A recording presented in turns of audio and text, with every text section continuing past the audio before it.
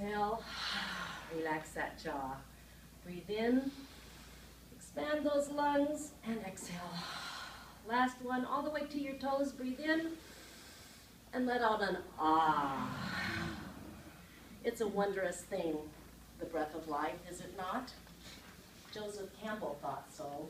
He said, just by you being born, you are the hero of your own life. Joseph Campbell studied stories throughout the world, throughout all time, and he found a secret, a pattern. He named it the hero's journey. It is as follows.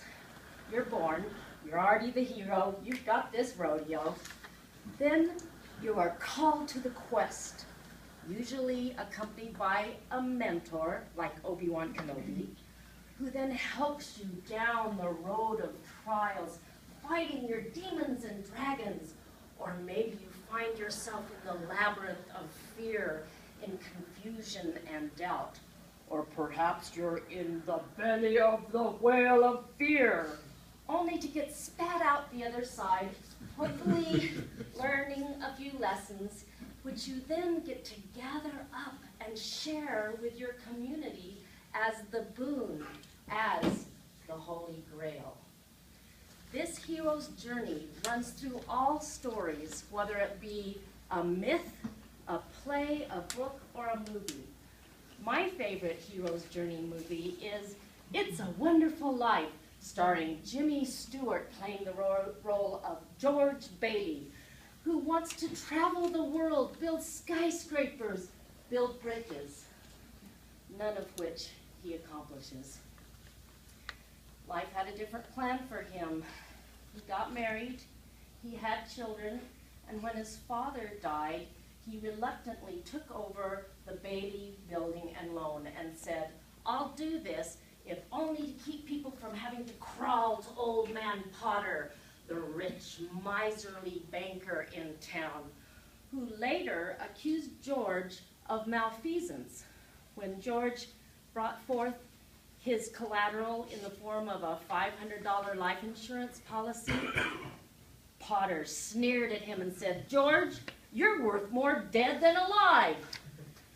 Distraught, George decides to jump off the Bedford Falls Bridge. Enter divine intervention in the form of Clarence, his guardian angel, who hadn't earned his wings yet. Clarence showed George what life would be like had he never been born.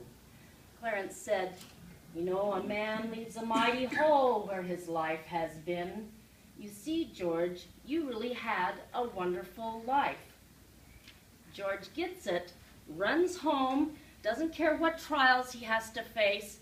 Meanwhile, all his friends had been gathering money in a large laundry basket to give to George.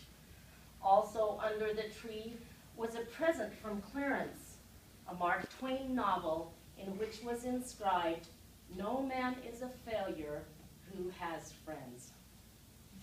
Speaking of friends, last fall around my birthday, I saw my friend Boyd. He was tan and fit. We were excited to go on our Sedona retreat, our hero's journey. Life had a different plan for me. He went, I didn't go. Next thing you know, I'm standing in line at his celebration of life. He was 44. He died of a rare condition where your lungs seal up with scar tissue.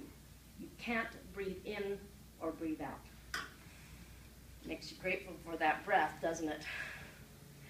Boyd was a quiet, unassuming man. He let other people shine, and yet he affected thousands of people's lives.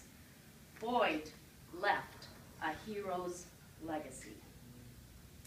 I don't know if it's because I turned 60 last year, Boyd's untimely demise, my favorite Christmas movie, or the things that have culminated in the last 9 months, but I find myself at a crossroads, looking back at the last 60 years to see what I have accomplished, but even more so, how have I contributed?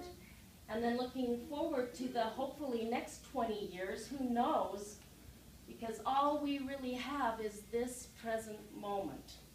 And I have this overwhelming mantra that drives my thoughts, words, and deeds. It is, what can I do today to make the biggest difference in my world now? There are several people here that I would like to honor as heroes in my life. My wonderful mentor, Jim Hawks, the president of our club, who has stood by my side and encouraged me like a little duck.